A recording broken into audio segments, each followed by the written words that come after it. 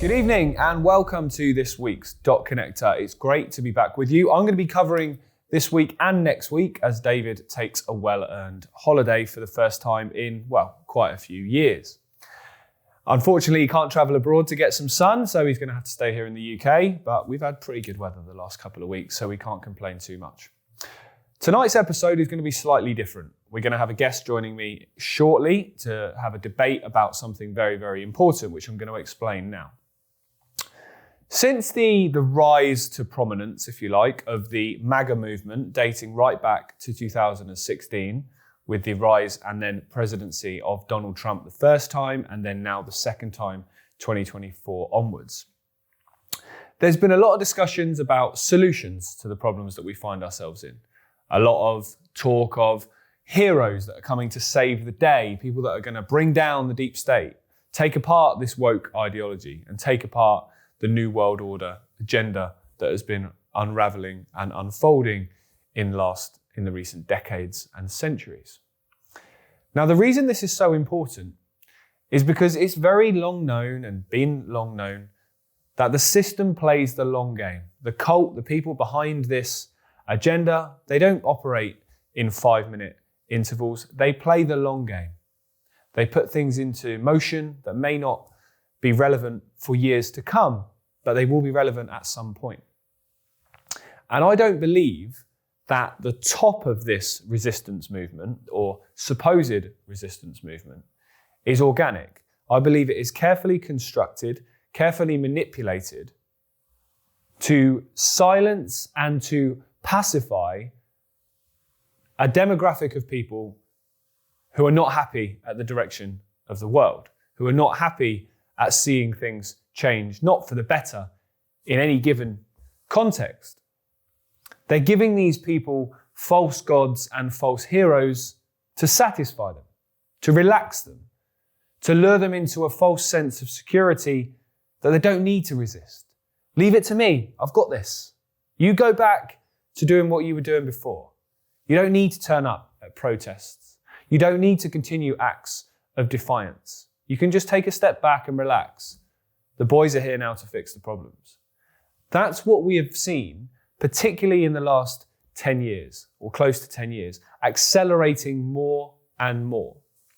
While at the same time, the very agenda that we have been exposing, the very agenda that has garnered so much pushback among this demographic, has continued. However, it's continued without the pushback, without the resistance, without the fury that it would have previously. Now, my guest joining me later in the episode is the founder of the Unity News Network here in the UK, David Clews. Now, me and David had quite a frank exchange online earlier this week when, relatively out of the blue, him and his organisation decided to endorse and support the political party here in the UK, Reform, headed by Nigel Farage and Richard Tice. I think this was an absolutely ridiculous thing to do. I think it's supporting the very system that you claim to oppose. And we're going to get into it in tonight's episode as to why he's done that and what he feels can be done that will benefit the cause of resistance by supporting them. And I'm interested to talk to him because I think in this movement, this alternative independent media movement, there's way too many egos, there's way too many agendas, there's way too many people who will happily call out somebody but won't engage in debate, won't engage in conversation. Now, I fundamentally disagree with David and the Unity News Network's decision to endorse Reform and endorse, in turn, Farage and Tice and co. Fundamentally disagree with that. However, on many issues, me and David will agree. We agree that the direction of the world is not a good one. We agree that there needs to be a changing of society. We agree that there needs to be a change of the dynamic of power that we have in our world if we're going to ever see a prosperous, harmonious society that we all desire. We may disagree on so much, but we will agree on that. We just seem to disagree on what we think the solutions to that are. So rather than just shouting at each other, rather than ignoring each other, rather than not engaging in any conversation, we're going to have a conversation tonight. We're going to be very diplomatic and we're going to get into why he believes that, why I believe what I believe. And hopefully encourage people at home watching to think and to ask more questions themselves. And I think what's really important as well is actually engaging in conversation. Because the only way that we get out of this mess, whatever you believe the solutions are, we can all agree that one of those solutions is to put down fault lines, is to put down lines of division, and to come together under one, not necessarily one complete movement or one complete umbrella of opinions, but one central point that we have a lot more in common than we have that separates us. And we can go back to arguing about the finer detail of things later, as long as we come together and agree on the fundamentals that the system that we are currently under does not work for the majority of people and is designed to keep power in the hands of the few and designed to keep human beings suppressed, unhealthy, and not prospering and not understanding their true nature, their true power, and the true reality that we exist in. So I'm looking forward to getting into this conversation. I hope that you at home will watch this and find it engaging and find it interesting and take something away from it. I'm sure many of you watching this will have different opinions on this. Some of you will believe that there is a political solution in the current format to it, and that parties like Reform, people like Donald Trump, pose an opportunity to highlight issues. And some of you will be on the other side and sit where I am, which is that you think these are nothing more than the system giving you these false heroes and providing you the very people you are supposedly there to support as a resistance vote, when they're not going to do anything except continue the same agenda, just in a slightly different way. So we're going to get straight into this now, and I'll welcome on my guest, David Clews. David, thank you so much for joining me. It's good to talk to you. I think it's really important, I said this in the intro, that when we're on the same side in the sense of we all agree that the direction of the planet isn't a good one, the direction of society is not going well, but we might disagree on the resolutions and the ways that we can solve it, I think it's really important to do the opposite of what has been the case previously and actually engage in debate and talk to each other and try and reach a point where we understand and appreciate each other's views. Now, I'll firstly say I reacted very strongly when I saw your post. Probably didn't cover myself in glory with some of the language, so I'm humble enough to apologise for that. That's all right. I expected some pushback. Don't worry, that's fine. It's always good when you get it. I understand, and I understand your point. And I think I followed up afterwards by saying I understand the reason why people are starting to support Reform, because they see it as... Can I just clarify that? I have never once said that people should support Reform. I've genuinely, I've said people should join the Reform Party. I've said people should campaign against Labour and the Tories. And I think clearly by default you are supporting them. But, you know, the initial thing I did say was to get people to join it. And as I say, I have a very specific reason behind that.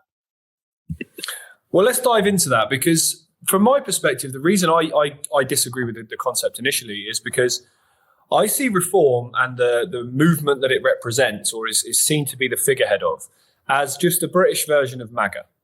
And yeah. I don't actually think that MAGA has done any good in many ways, because what I think it's done is it's created a situation where people are justifying and staying silent about things that are happening that they wouldn't have if the other side were doing exactly the same.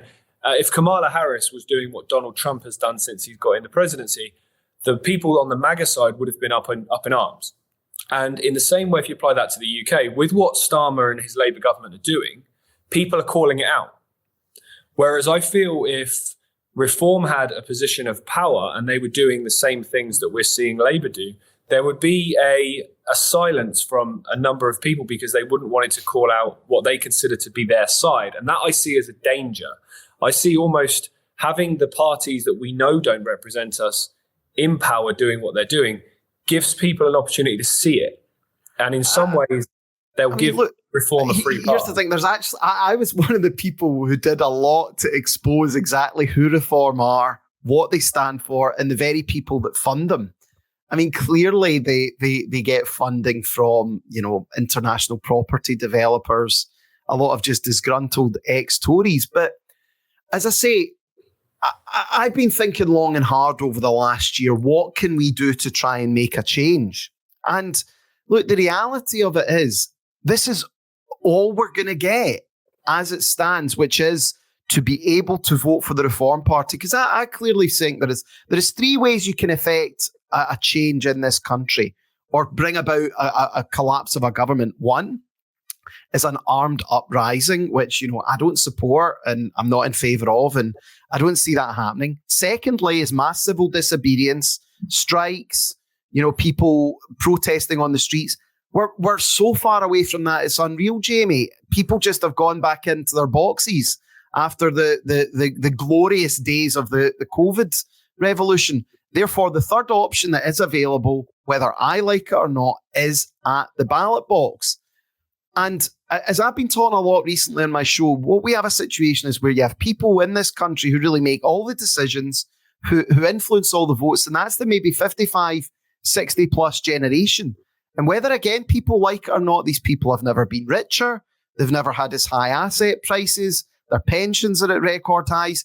These are people living great lives. They're going on cruises. They're traveling and jet setting abroad.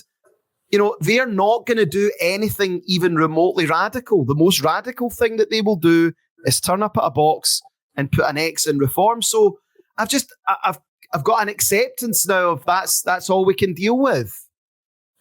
Well, I think I see the Reform vote and the popularity that they've gained as a positive sign that people are disenfranchised and disengaged with two-party mainstream politics. I see that as an opportunity.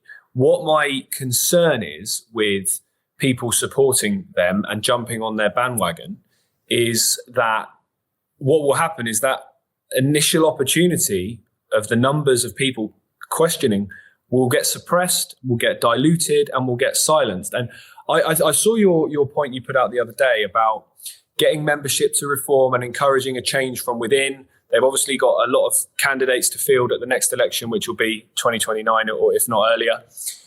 But I think given how they treated Rupert Lowe and how they have treated other people in the party that are coming more from our perspective of not system light, more from we need a complete change here, I don't see them getting to any position where they're going to be able to stand, where they're going to have any influence, because when it's come to the major issues, Farage and Tice and Anderson have always been on the side of the system. I can kind of answer that. The reason they can go after Rupert Lowe is there is only Rupert Lowe. Like, they have 5 MPs. What I'm advocating for is if people get in there, get involved, become candidates, you could have a situation where there's 350, 400 Reform MPs, right? Of that, 50, 60, 70, 80, maybe even 100 of them could be people that hold based views. Their eyes are open. There's no way they would then be able to control that. Rupert Lowe they can deal with because he's one man. And that my argument about doing this is, it is because Reform is so new. They don't have the ability to make sure that all their candidates are these dull people. You will find a situation. I mean, look, this happened to Labour. Labour had a lot of Muslims go in and use the Labour Party to get elected. Now they're going their own route. And that's what I see happening is that come the 2030s, I think this country will be kind of unmanageable because you'll have all these different little groups. And my argument is very simple. You need to be in the game. You need to be playing the game to have a chance of winning the game. And if people who do care about politics, who do have a clean social media record, who watch your show, who watch my show, these people could get in there. And again, because there's such a lack of talent in politics. Look, you or I, Jaymie, we can't go and get involved with the Reform Party. First of all, they wouldn't have us. But a lot of our followers might just be sitting there thinking, well, geez, what have I got to lose?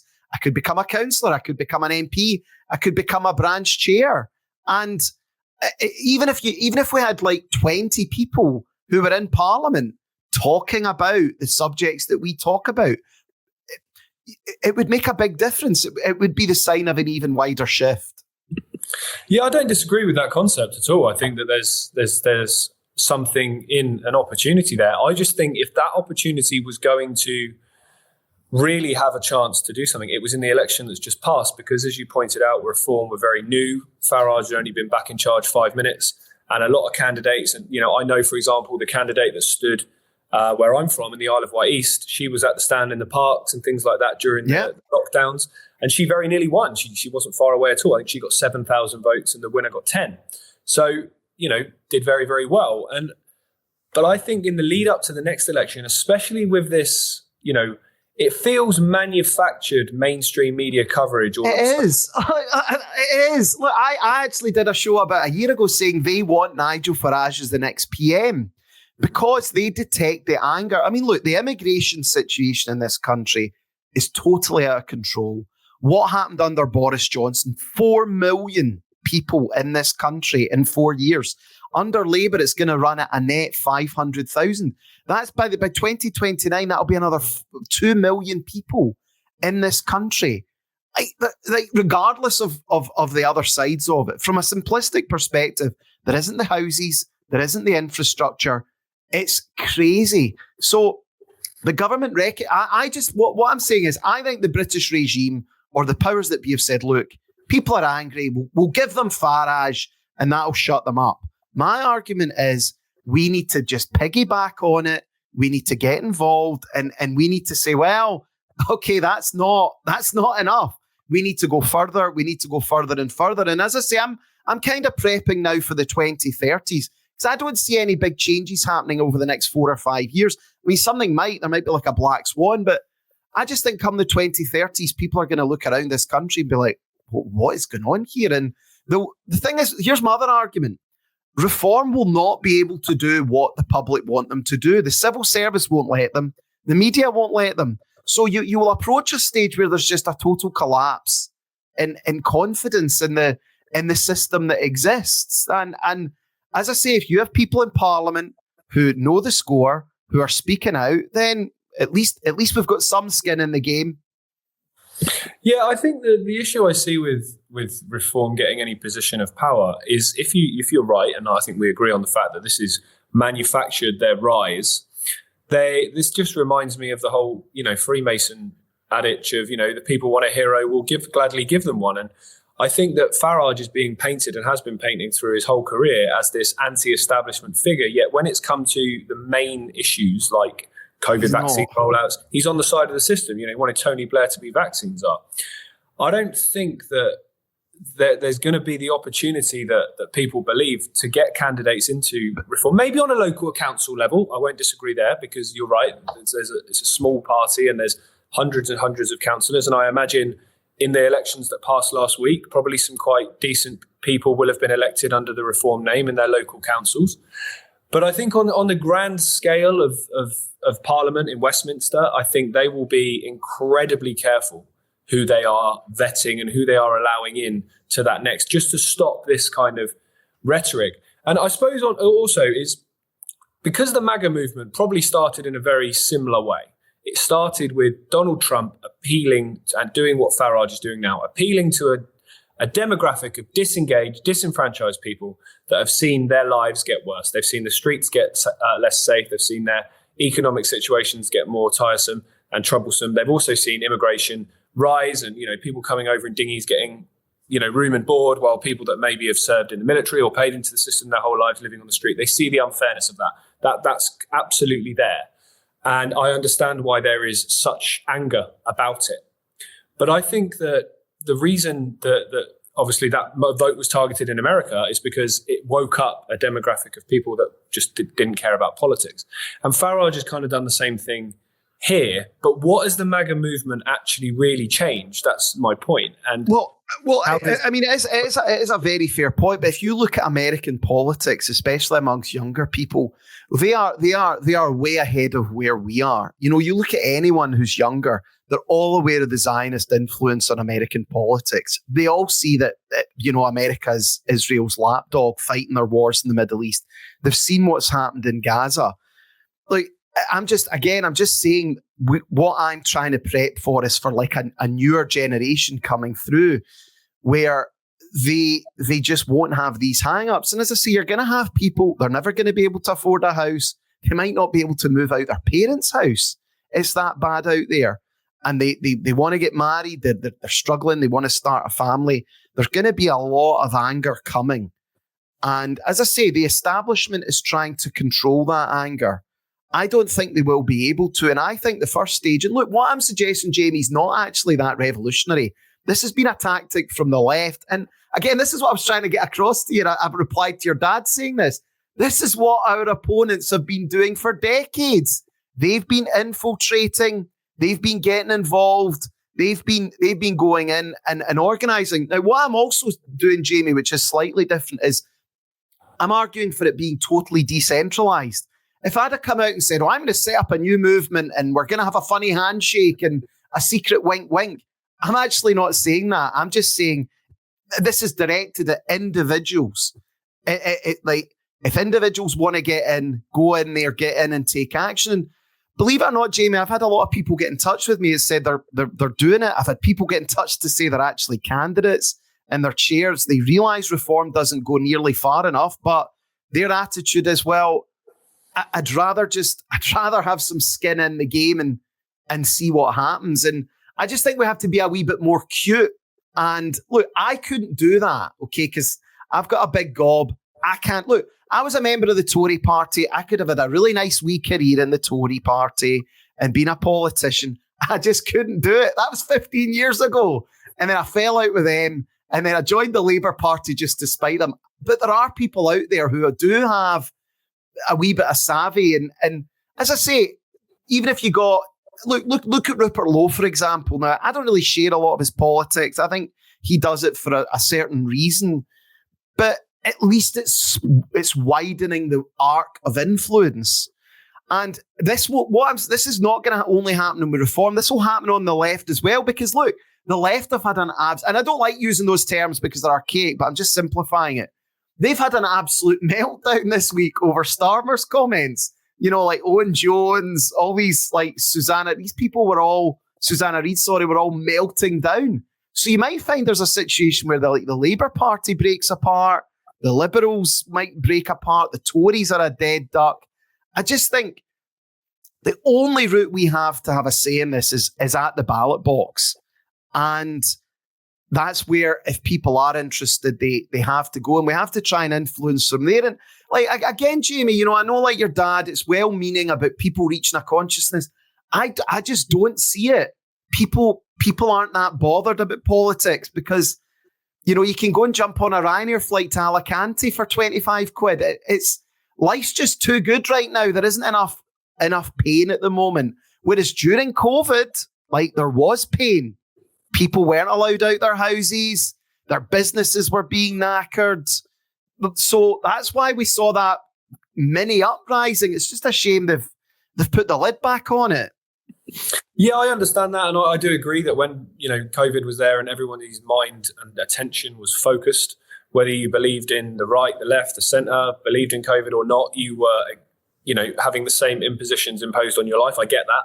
But I do think we are reaching a point now where whether you want to ignore what's going on or whether you want to acknowledge it, it's affecting more people in their daily lives. You know, everybody is worse off. Just down the road from our studio here, some guy got stabbed in the bank in the middle of the day, completely random. You know, things like that are happening across the country on a more common basis. So people are, hence why the rise in this vote for reform is happening. If people were happy and content, that wouldn't be because... Yeah, but they're not angry enough to do something about it. They're angry enough to put an X in a ballot box. They're not angry enough to go out and demonstrate. I mean, look at the rallies that were had in Trafalgar Square, Jaymie. Tens of thousands of people there. Look at the marches during COVID. Hundreds of thousands of people. It's just dissipated. Yes, people are upset and angry, but they're not angry enough. And they're going to do it at the ballot box. So again, I'm just kind of I am more swimming with the tide now. And look, you could argue that that's taking the easy option. You could argue it's opting out. I just don't see any other options available. I mean, do you see us recreating the days of the marches during COVID or the glory days, Jaymie? I mean, it feels a long time ago. Well, I think what the problem is since those marches, I think those marches were an incredible meeting of different factions of people that had different belief systems, different ideologies, different everything. You know, you were at some of them, of course. There was every ethnicity, every age, every religion, every income bracket, because whether you were rich, poor, black, white, Muslim, Christian, whatever, you were having the same laws imposed on you. So that unity was there because it affected everyone. The fault lines that people have between themselves, which normally keeps people separated, I think they've come back since. And I think a lot of the reason for that is because a lot of people spoke about the fact that COVID was the system's attempt to kind of get over the line in their agenda. I actually disagree. I think it was their test run. I think it was their test run to see where their weak points were. And one of the weak points was the influence and scale of the alternative media. It made a huge difference. It really did, particularly in this country. That's why England went nowhere near as far as others. However, since then, they've addressed that. They've put their figures, who are only going to go so far, into the public eye in a much wider sense. And they've stifled that resistance movement. I'm talking about, you know, your Joe Rogans, your Tucker Carlsons, your Russell Brands, your people like that go so far but not any further. And on the real key issues when they were happening, like during lockdowns, were silent. And I think it's a similar principle here with this political option, is they are shaping and placing your likes of Farage and Tice as the alternative, as the only alternative. You know, they're portraying your Lee Andersons as, you know, I was down in the pits with the lads. No, he wasn't. He never worked in the pits. And they're giving you this, I guess, this illusion that there's going to be normal, working class, genuine people that are going to take up positions in reform and create a movement that's going to bring about a difference. And I do think on a membership level, that's possible. In the same way, if you remember a few years ago when Jeremy Corbyn got the Labour leadership, a lot of traditional old-fashioned liberals that actually remember the Labour Party as it was meant to be, rejoined and got reignited by politics. What happened? They got rid of it. I actually do I reference that frequently, but the only thing I would say, Jaymie, is though that the problems we have in this country are systemic. And look, whether we like it or not, people from around the world, in my opinion, are just different. Right? Multiculturalism is a deliberate tactic that is pushed by the powers that be because we're just different. Now, again, I don't share that view that we're all you know the same thing. I just think people are different. People from Africa, India, Europe, there are fundamental differences. Now, we can all live together peacefully, I think, but when you have a situation where, as I say, you've had 4 million people from like Africa and India come in the last 4 years, another 2, that's 6 million people. It just breaks the situation and it just pushes it all over the edge. And that's the thing. If you're going to have a multicultural society, the maximum you could have it at is maybe 5-10% of society. But when it starts getting to a stage where, like, you know, white Europeans, English people are becoming a minority in their own country, like everybody sees that and people think, well, I never voted for this. I never asked for it. And it's the powers that be that are doing it. I mean, obviously there are a number of reasons behind it. Cheap labour, you know, Kalergi plan, all these different things, but it's going to end in disaster. And as I say as well, a lot of people who are coming from abroad, they're importing foreign conflicts as well. Like you could have an India, Pakistan. I mean, they hate each other. Like you've got pro-Iranian regime, anti-Iranian regime. I just think the way the UK is heading is towards a sectarian Lebanon-style situation. And I mean, that would suit the powers that be to get like that because it's much easier to control. And as I say, I have a very fearful view of what things are going to look like. And that's why I just think we have to try and hemorrhage the bleeding, you know, and at least with reform, you know, they'll try and do something. I just think we can't be like hopeful of what's to come. I think I'm asking for a bit of realpolitik, a bit of pragmatism. Nigel is all we're going to get. We're not going to get David Icke. We're not going to get Jeremy Corbyn, if you liked his politics. We're not going to get George Galloway. Nigel is who you're going to get. So we just have to try and deal with that as best we can.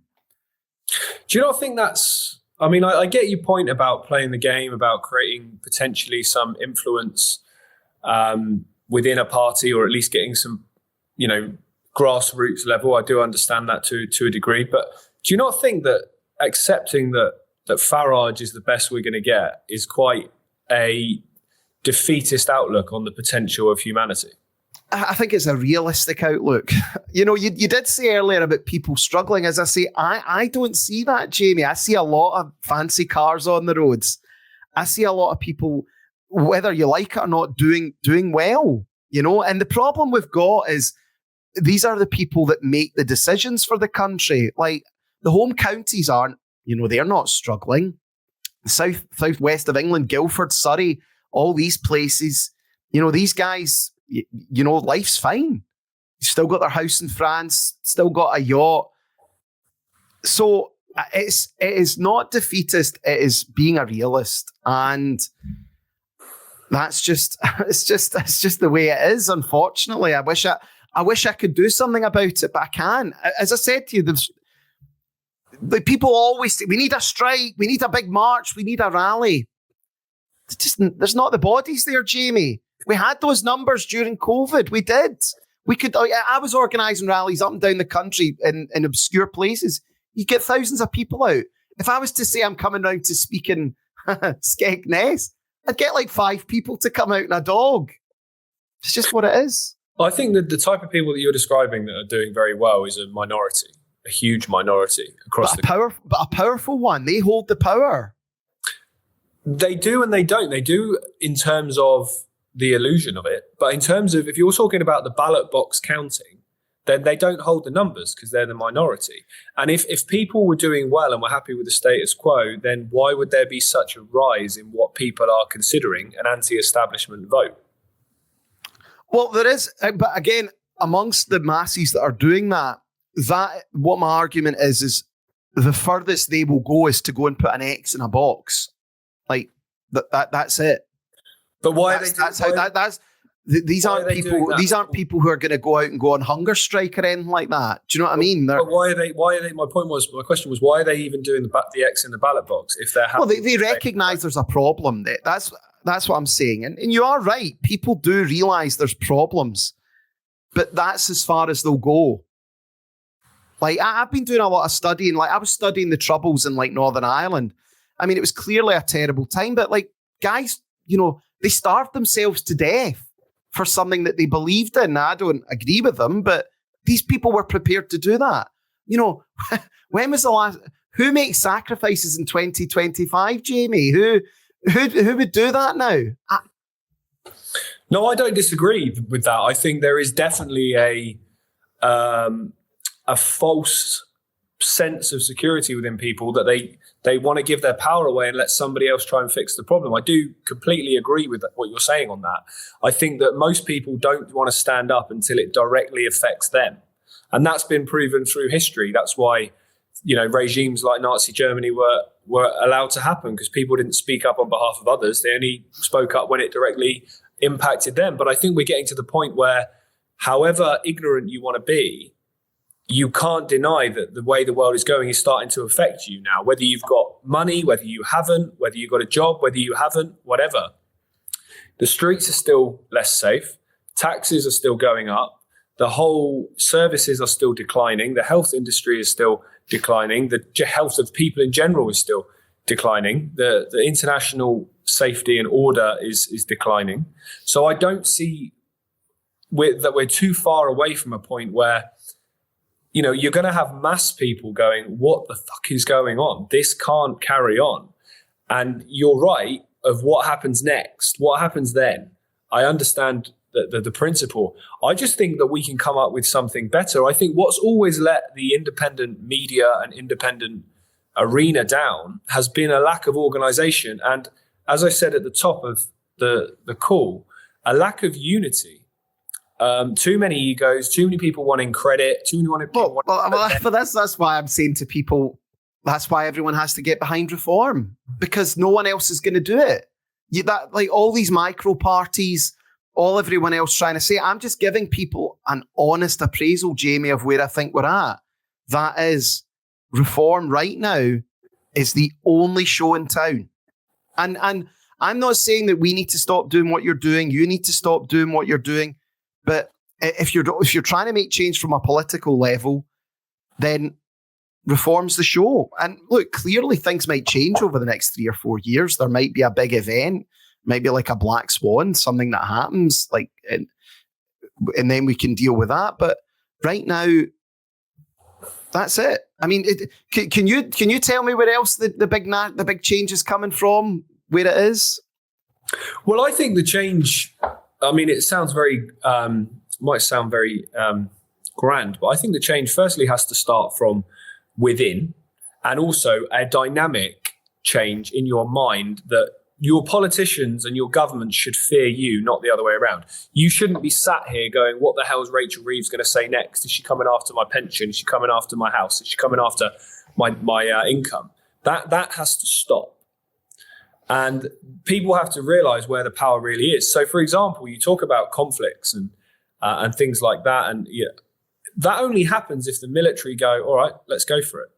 If the military say, no, we're actually not going to go and do that, Starmer has no power. The defense secretary has no power. And I think that's a major shift in mindset. And I know sounds very idealistic, and it sounds like it's something that's never going to happen, because we've been conditioned for generations and generations that we have no power. People in dark suits in Westminster will always dictate our lives and will always know better than us. They've been to Eton, they've been to Oxford, you haven't, what the hell do you know?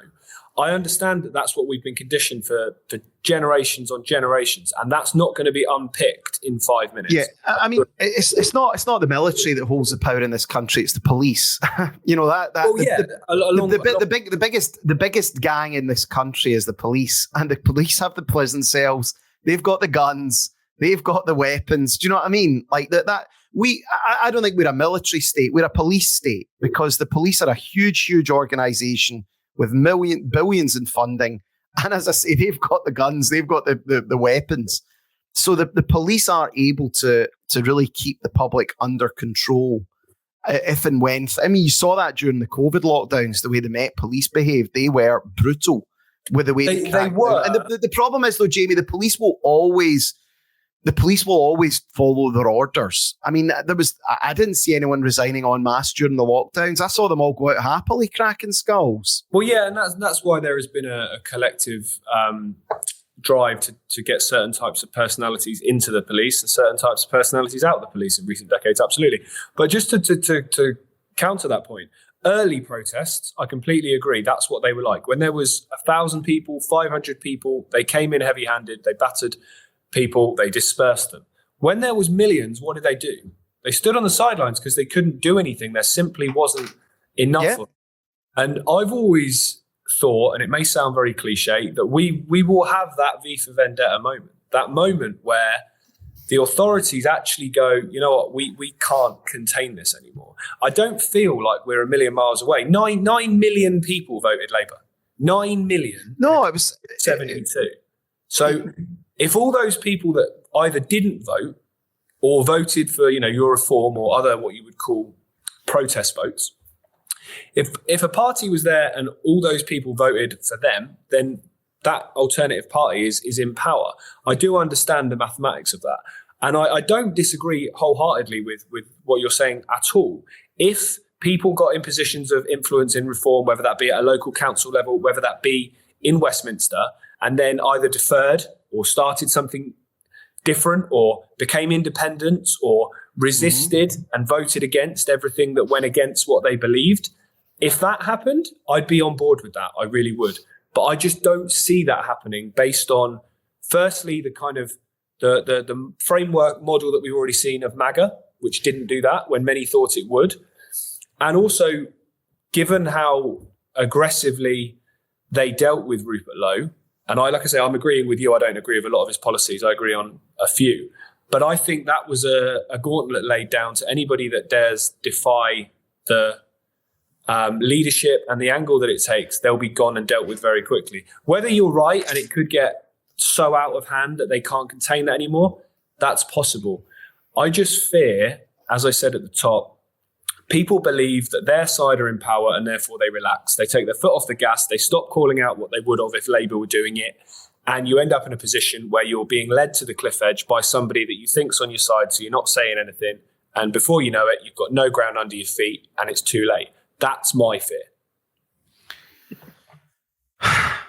I mean, I just think that the problems in this country really are so systemic, Jaymie, that someone's going to have to start getting really tough. I mean, if I was in charge of the country, you might call me some fascist dictator. I'm just saying there's a lot of problems exist in this country, and there's going to have to be some really tough decisions made. And the longer this keeps getting kicked down the road, the worse it's going to get. And as I say, the problems are systemic, but it will eventually require people to make really tough decisions. And I just think we should all try and be in a place where we are able to then influence that and get involved.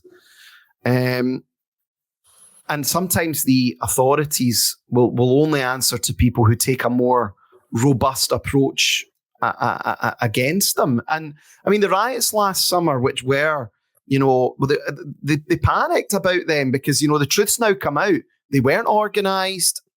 They weren't coordinated. I mean, towards the end they were. But at the start, you had people out on the streets and they were angry. They were angry because they've seen their town centres change beyond recognition. They've seen, three girls were stabbed to death. They see a government that just basically hates them.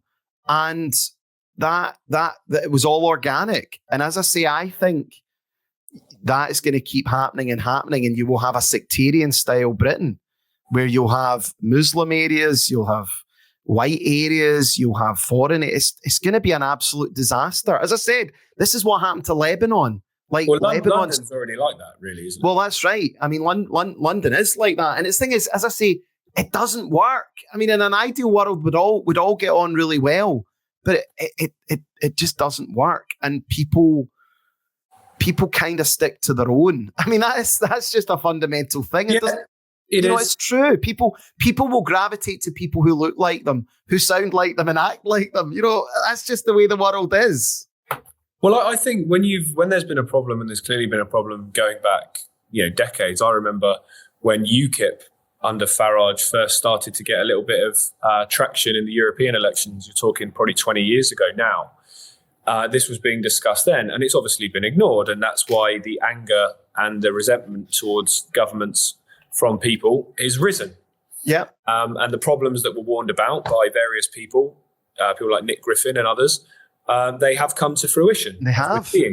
And the thing is, what's crazy about it is Starmer's now using these people's language. Like, it just shows you how disingenuous the average politician is. Like, Starmer is now talking like language the BNP was using 20 years ago. And it's mind blowing that they have so little principles and so little scruples when before they would have been attacking people. So, yeah, I mean, it just shows you there.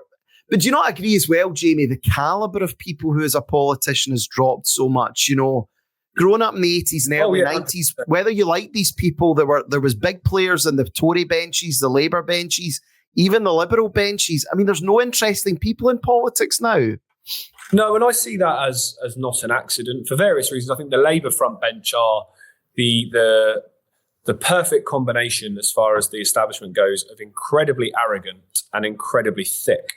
And therefore, you're very easy to control and manipulate. All you've got to do is make them think it's their idea and they'll back it. And I'd apply that logic to Donald Trump as well. I mean, people like David Lammy. David Lammy is famously a village idiot, and he's somehow foreign secretary. Rachel Reeves wouldn't get a job in a backstreet bank as a bookkeeper.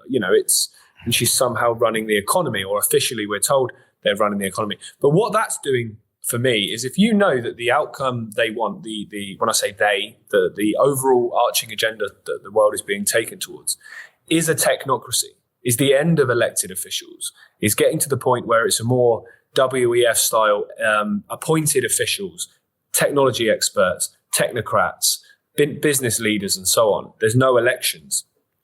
What better way to do that than to get people so disenfranchised with politics, so disengaged with it, and put up such pathetic, unremarkable people into positions of leadership in politics? That's going to help, because they can then turn around and say, look, we tried the election way and look where it's got us. Let's try another way instead. How can it be any worse than that? And you'll get more people leaning towards that. And I do understand the point that you're making. And I think that looking back through my life anyway, the one time I've ever voted and the one time that I remember there being a real energy around the vote was the Brexit referendum. And I think the difference with that to any election that we have had since and previous is that every vote counted. It wasn't about parties. It wasn't about a person. It was about, do you want to do this, yes or no? And the whole sham that followed, I think a lot of those people that voted in that election got disengaged because they thought, what's the point? We voted out, I would suggest, in a much bigger majority than 52%. I think that was almost certainly manipulated to make it look closer than it was. I'd have said it's much, everyone I spoke to and people I engage with, I'd say it's much more 60-40, if not more. They then think, what's the point? And I think that any type of political solution that involves a mainstream party, a mainstream figure, which Reform still is a mainstream party with a mainstream figure, mainstream backers, is only going to end in disappointment. I think if there was an opportunity to build something from the grassroots, and I think that's where as an alternative, maybe we've missed the point. Maybe we've missed the boat to an extent so far. So it's not possible in a first past the post system. If you had a proportional representation system, then you could do that. But that's the system, whether we like it or not. If they bring in PR, if people want to go and set up their own parties, then fine, because you might only need 1 or 2%. I mean, look, if you had PR, I mean, there's a chance David Icke could become elected to Parliament. I'm sure 1 or 2% of the British public would probably vote for him with his name recognition. But at the moment, we have a first past the post system, and that's just how it is. I mean, I just feel as well, though, Jaymie, I think democracy's a bit of a lie as well. I think you're kind of lying to people. Power is power. There are people that have always held power, and there are people that haven't had power. And I think you do sell people a lie that you can influence it. And from what I really get from speaking to a lot of people, the vast majority of people actually just want to get on with their lives. Yep. They want to live happy, fulfilling lives with their families and kind of be left alone. And, you know, this is where there's a lot of lies, I think, told about the Middle Ages. I mean, they call them the Dark Ages. There were kings, there were, leaders. There were good kings, there were bad kings. But a lot of the time, people just got on with their lives and they realised, well, they're in charge. And I just feel everyone's just so unhappy just now. Like, what they've actually managed to do is they've managed to make everyone unhappy, which really is an incredible feat. In politics, you're going to annoy some people. Some people are going to love you, but they've succeeded in, everyone hates them now. It's quite incredible, really. Yeah, they do. And I don't think that's an accident. I think that's to try and create an environment where people are so disenfranchised with politics that when they provide an alternative or offer an alternative that doesn't involve election, doesn't involve any right to choose, then there'll be less resistance to that. I think that's a deliberate tactic. Yeah, but do you really have a right to choose? I mean, they're all this. I mean, that's all. Do we really have a right to choose? That's... No, and I guess that's my point. That's my overarching point, is if the best that we can come up with is to vote for and join a party that's headed by a man who is full of so many things that are completely on the side of the system, supported by Tice, who is as on the side of the system as you can get. Just this week, Farage is at a pro-Israeli event. I saw that. 77th birthday dinner. No, I know they were all there. If that's the best we can do, I'm at the point of let's just go and sit in the pub and get pissed till it all ends, because what's the point in trying anymore? I don't believe that we should be settling for that. Well, I don't believe that. Well, and I'm not saying you should, and I'm actually saying if you have a membership base that more reflects the wider public, which is utterly disgusted with what's happened in Gaza, you'll find that they're not able to get away with that. And as things currently stand, Reform does have a membership scheme. They have 230,000 members. Let's just say that you got that up to 1 million and 800,000 other... I mean, look, again, this has worked in the past. They did this with Jeremy Corbyn. The Labour Party has always, for most of its existence, been quite a centrist party. Blair certainly took it, to made it a centre-right party. The membership came in and said, we're sick of that. And they got Corbyn in as leader. And clearly Corbyn wasn't tough enough to fight back against the system. But he did nearly come within 100,000 votes of winning. Now, Corbyn's very naive and his attitude, but he was a revolutionary figure in politics. And I've said this all along to people. Jeremy Corbyn, even for me, would have been a better prime minister than Boris Johnson. Jeremy Corbyn wouldn't have dared allow 4 million immigrants to come into the country.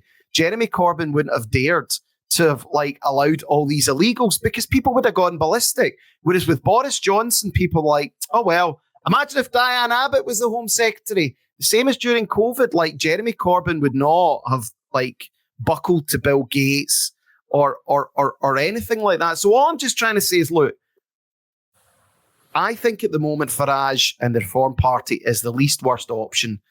That, in my opinion, is how the vast majority of people think out there. They want to destroy the Tories. They want to destroy. We have, Jaymie, a once in 100-year chance. Since 1920s, the Tories and Labour have run this country. Since the 1920s, that is 100 years. We have a chance to break that duopoly. And I just think we should all do everything we can to break that duopoly. If that means Reform gets in, so be it. We can then move on to the next stage. Stage 1 is breaking the Tory and Labour hold on the country. And then I just think we have to have achievable aims. Because where I was getting really depressed, Jaymie, is, I saw the international banking system, Hollywood, the power it has, Netflix, YouTube, as you say, all these figures that are like Russell Brand. If you really realize it all, you'd sink into depression. What I've kind of done is I've broken this down into an achievable thing, which is let's break the Tories and Labour, and then we can deal with what happens next. And then we just keep fighting, and we just keep fighting the battles along the way. It's a bit like a guerrilla warfare campaign. Well, the key for me is what you just said there, is to keep fighting. And I think that is my main concern with this support for reform, is that we just see a carbon copy of what we've seen with MAGA, which is a group of really invested, angry, disengaged people that want change and are like, right, we're not going to accept anything other than change. And then they get who they think is their saviour in charge and they go silent. And that is my concern with reform, is that the same. But we're approaching it from a different angle. I'm telling people Farage isn't the answer. I'm telling people reform isn't the answer. I'm just think of it as a wrecking ball. That's all it is. It's a wrecking ball to the system, just like Trump was back in 2016, just like Corbyn was as well. And we just need to use that wrecking ball and see what happens. I just think we have to try something, Jaymie. That's all I'm just saying. And look, I'm not telling you to stop doing what you're doing. There are plenty of people out there who want knowledge, who want to keep doing things. I just feel we have to keep ourselves ready and active. And as I said, look, take Ed Miliband, for example. Ed Miliband has a majority of about, I can't remember exactly, 9,000, I think, in Doncaster. That guy's a lunatic. He's trying to destroy this country with his net zero garbage. We could oust him. And I just think that would send a message to people. And it's interesting you said about Brexit. I think when push comes to the shove, Jaymie, see in 2029, if there is an election, I think even people like yourself, you'll hate Nigel Farage, you'll hate the Reform Party, but if you think there's a chance to give the Tories and the Labour Party a kick in, you might turn up on the day and just grudgingly put that X in the box. I'll have to register to vote first. I don't think our opinions are too far apart, to be honest. I think we just, as long as what you're saying is what then happens, which is that people see this as a step one, they don't tick reform in a box or join the Reform Party and then sit back and go, right, what's for dinner? No. And then get on with their lives. That was, I guess, my initial takeaway from your comment. But the thing is, I'm kind of elaborating now, because if I'd have just come out straight away and said, right, we're employing an entryist strategy, we're going to take over reform, blah, blah, blah, it would have been hubristic and it would have been garbage. We have to get people in. We have to do this in a reasonably covert way at the moment. And you know, as I say, I actually have more plans, Jaymie. I do have step 2, step 3, step 4, step 5. But for now, you know, I just have to say this, and we'll see how it plays out. This is, I'm just clearly, I know who Nigel is. I know who he represents, but he is. Do you know what? He just kind of embodies that whole Middle England. You know the type I'm talking about. You know, they go to the golf club. Oh, did you see all those foreigners? I mean, like, do you know what I mean? He's their man. They love him, and I can't change that. I can't change what people are like. Sometimes you just have to go along with them and then nudge them in the right direction. And I just think we need to be a wee bit savvier, Jaymie. The mistake we make is we're too honest. We're too nice. We're too generous with people. Sometimes we maybe have to be a bit more ruthlessly pragmatic. On the other hand, though, so will they be. And you mentioned a covert way, but you'll know because of the type of people that Reform are targeting. They'll have people within Reform will have seen your post, and therefore they will be aware that there is potentially a movement to try and infiltrate and transform from within. And I think it would be naive of you or me or any of us to not think that they will have considered that is going to happen, and therefore have checks. But the one thing I would say is it's decentralized though. Like I've not made them take a pledge like to say I'm secretly joining with Nigel Farage, but I'm deep down loyal to David Clews. It's totally decentralized. They're not members of any group. They're not affiliated with any other party. There's no way you can control that.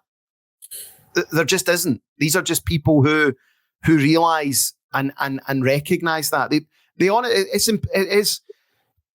it's impenetrable as to how they do that, because like what can they accuse them of? You know, watching Jamie Ike, watching UNN. They just can't do it.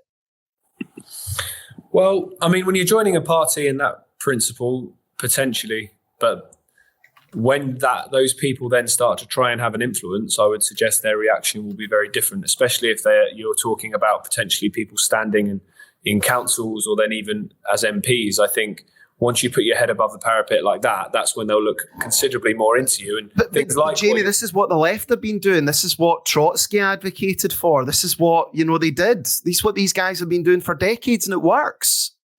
You know, like left-wing factions have taken over parts of the Labour Party for decades. You know, they did it in London in the 1980s. They did it in Liverpool. Like I don't know if you're old enough to remember the militant movement of the Labour Party. You know, militant ran councils. Again, I am not setting up an organisation. If I am going to be campaigning, which I will, I am going to be campaigning to oust and destroy the Tories and Labour. The default vote will go to Reform, but that's just it. And I'm just trying to get across to people, Reform might not be ideal, but it's just the most palatable you're going to get. And it's like that they go. I think they go as far as they can go within what they're allowed to do. Because if we started talking about the things we started talking about, they would just shut us down. If you were in that position, and that's sadly the game. I think that it's very important to have everything with a very open mind and wide eyes when it comes to stuff like this. And I think the whole battering Labour and Tory, I can completely get on board with that, as can, I'm sure, everybody that's watching this. It's what's it being replaced with, and who is that, and what is that going to then do instead? That's always a concern. And I think but sometimes, Jaymie, you just have to act without thinking. Yes, and I do agree. And I think you just have to be like, this is why I'm not a multimillionaire. See, some of the richest and most successful people I've ever met in my life, they're actually really thick. But you know what they do? They find something and they just go with it, right? I will always look, oh shit, what if this happens? This is hard for me. I'm just saying, look, we're just going with it. Let's just see what happens. Like, do you know what I mean, Jaymie? You'll have met these people. You know what I'm talking about? Like, they're not actually that sharp. They don't know the big picture, but they focus on something and they're just ruthless about it. Yeah, no, that's, well, being intelligent and so on in this society is sometimes a hindrance.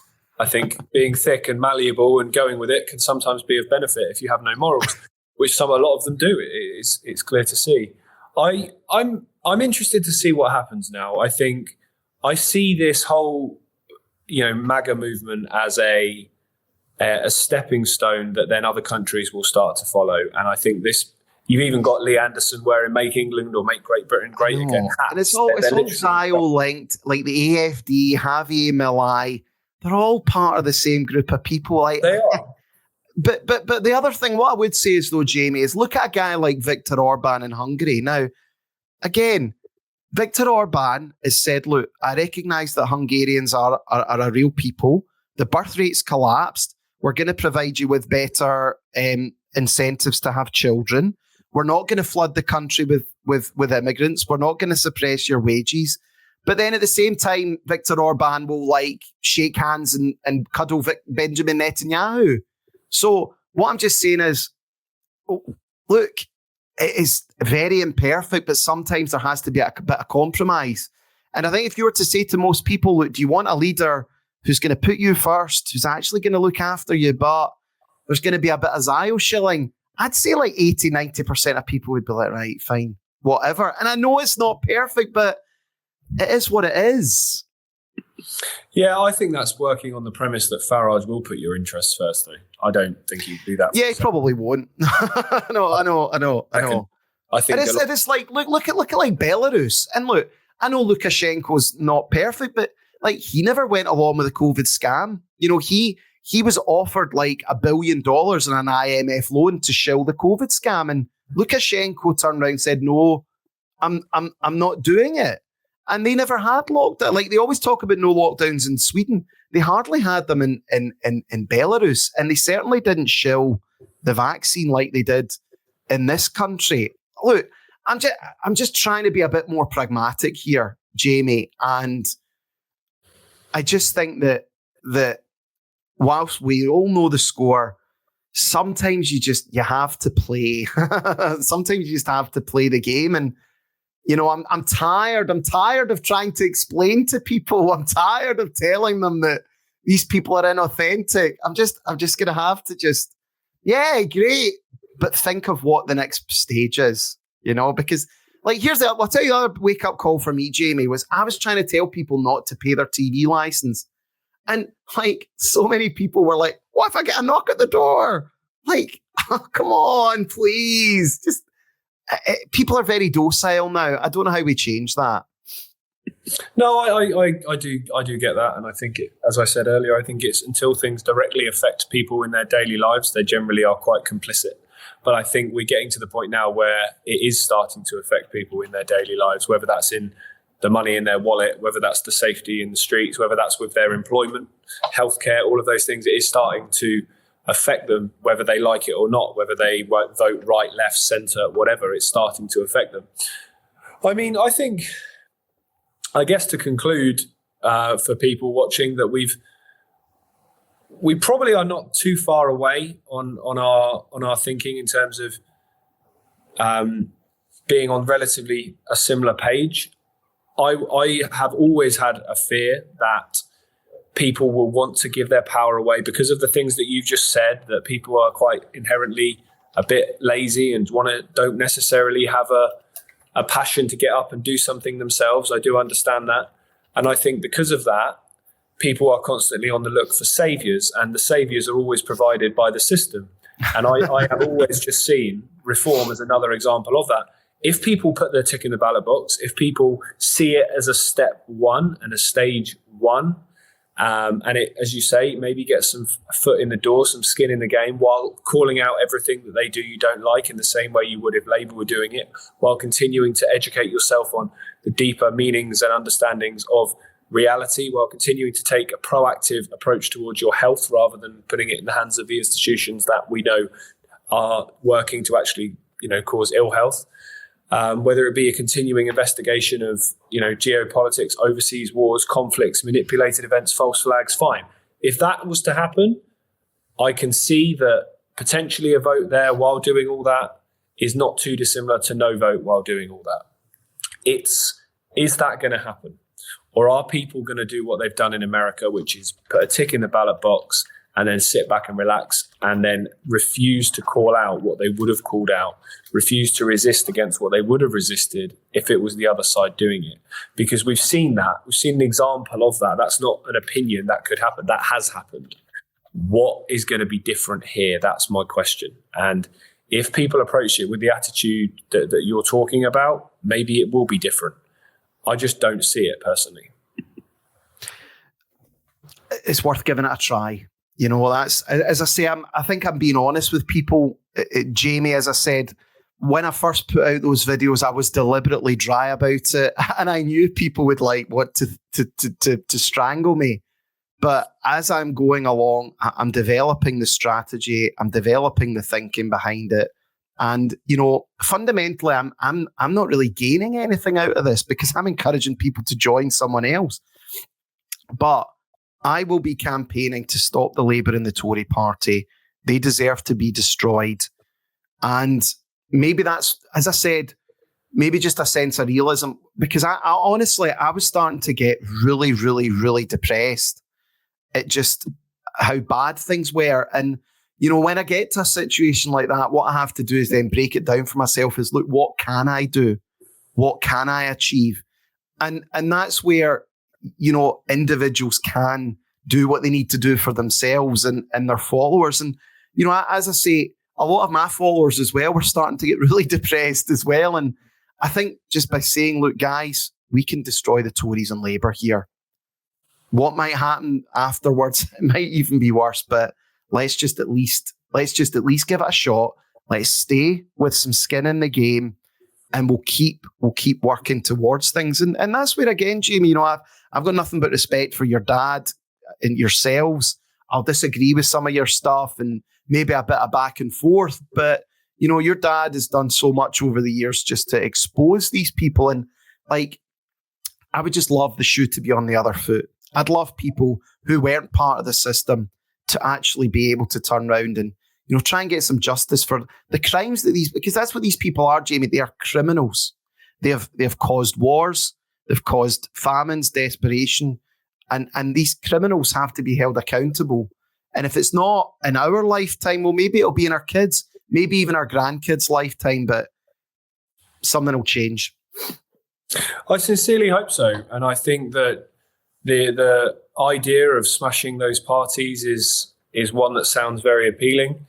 My question would always be, do we really believe it's those parties making the decisions, or is it people behind them? And are those people behind the other parties as well, including, you know, Reform, Lib Dems, Greens, just using them as vehicles to further their agenda? I would suggest they are, and that's why no matter who is in power anywhere in the world, the same agenda continues. You know, when Macron won the presidency in France, his party was brand new. And look at what they have done. So that was a total setup. You know, the guy worked for the blooming Rothschild Bank. You know, he's been groomed. I mean, look, we get all these. I mean, it's all just lies, Jaymie. We know the power structure. We know what these people are up to, putting their people in.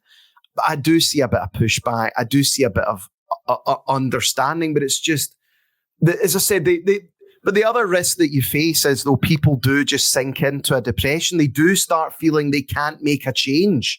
They do start feeling that they don't count. Whereas, look, this was the one beautiful thing about during COVID was everyone could make a difference. You had the choice not to wear a mask.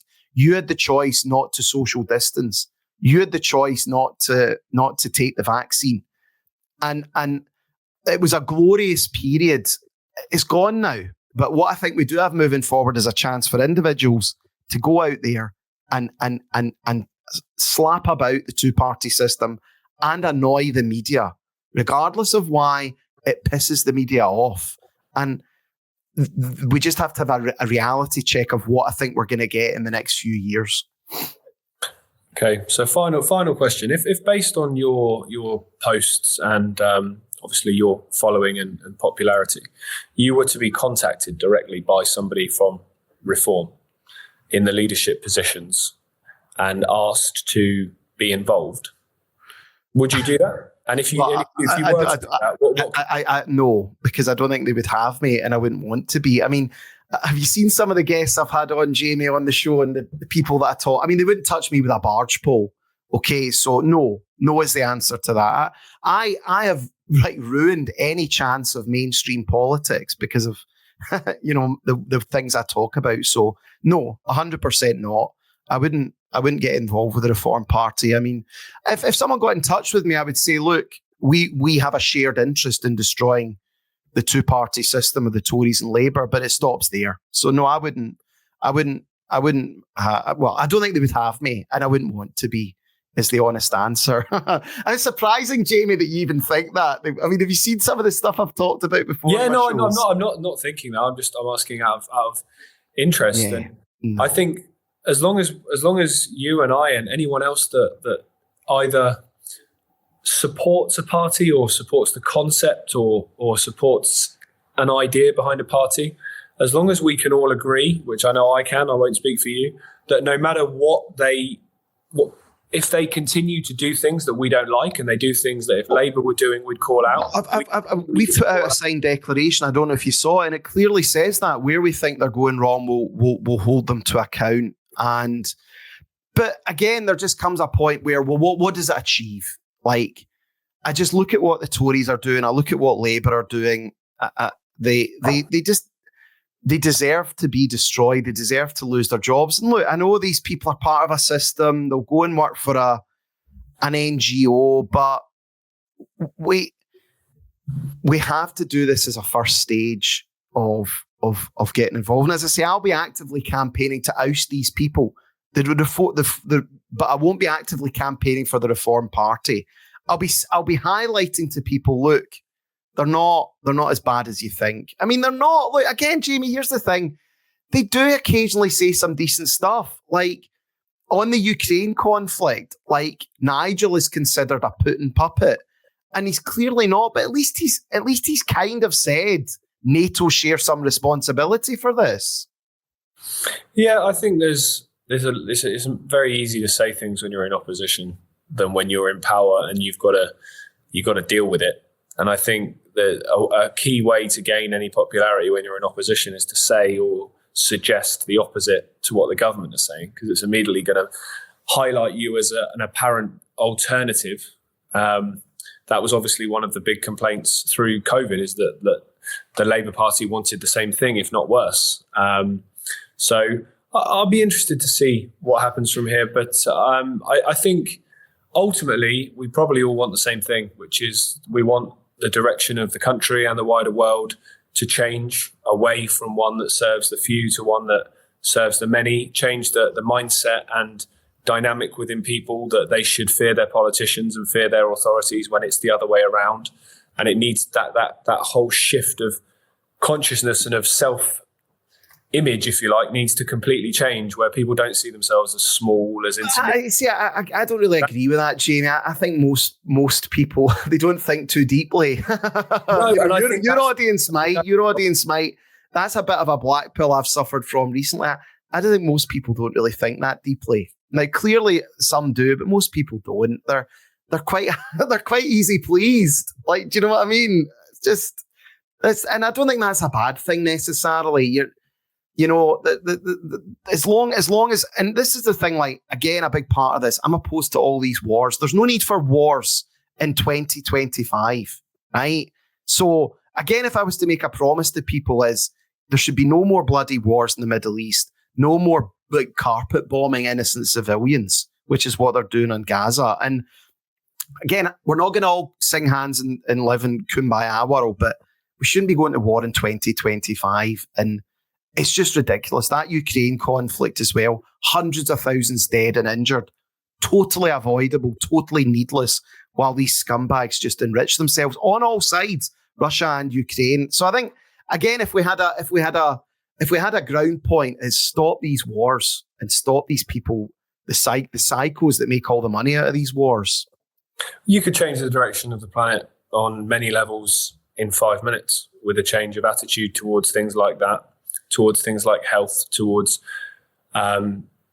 education, so many different things. And I don't think in the long run the answers lie anywhere else than with us. And I think your point that people maybe don't think as deeply as they should, I agree. And I think we've been lured into a false sense of security that you can do that and live in a prosperous world. And I don't believe that's right. I don't believe you can, because there'll always be people that will try and manipulate. There'll always be people that want to have power over rather than power because they've either earned it or been elected, or they have power that is given to them by others and they want to do good in return for it. You're always going to have people that want power and influence through ego, greed, and so on. And I think history shows us that if we're not switched on to that fact, we end up in a situation where we are today and where we have been for generations.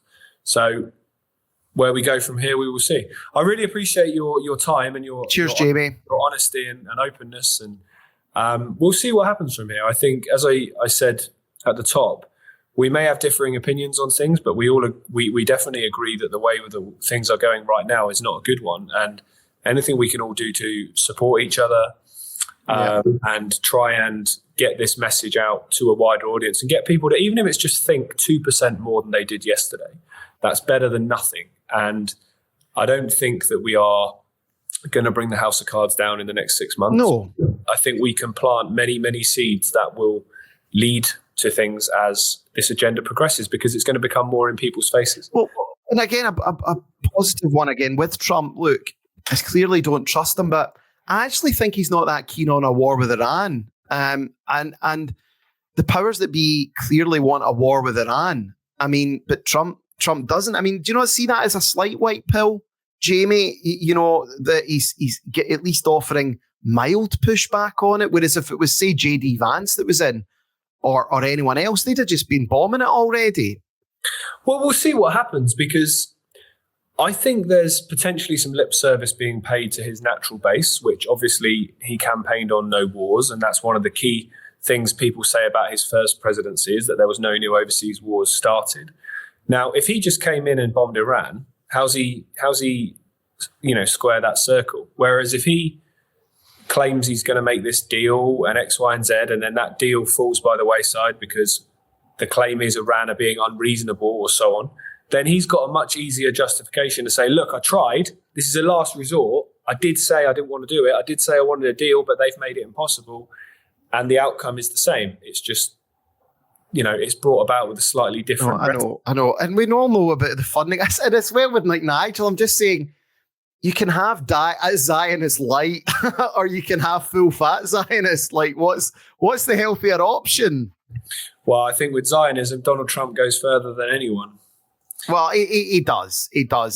But as you say, his base doesn't want to, though. His base doesn't want any wars in the Middle East. So how does he? So does that not show up a form of power that his base can? Because as I said, if his base was all like war hawks, Trump would have just gone out and bombed them. Whereas his base doesn't want a war. So does that not show that if your base is like anti-war, anti-Middle Eastern war, you do have some form of leverage? And would that same not apply to Farage as well? On the condition that if he decided to invade Iran today, there would be pushback. But based on the fact that he's done so much in his 6 months already and there's been none, I'd be quite hesitant to say there would be any pushback, to be honest.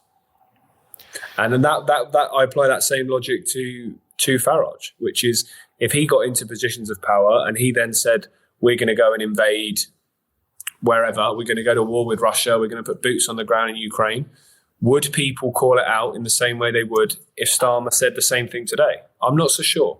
Yeah, I mean, it is a fair point. I'm not disagreeing with that. It is a very fair point. And I mean, as I said with Trump, 4 years ago, 75 million Americans didn't believe in the system anymore. They knew the election was stolen and rigged, and then they fell off with it. Whereas what happened with him being re-elected is they've just put 75 million people back to sleep. So I kind of get all this. I think it's true. But if, say, Farage did come in and he was told to go to war, that would be a real hard sell, especially on Russia.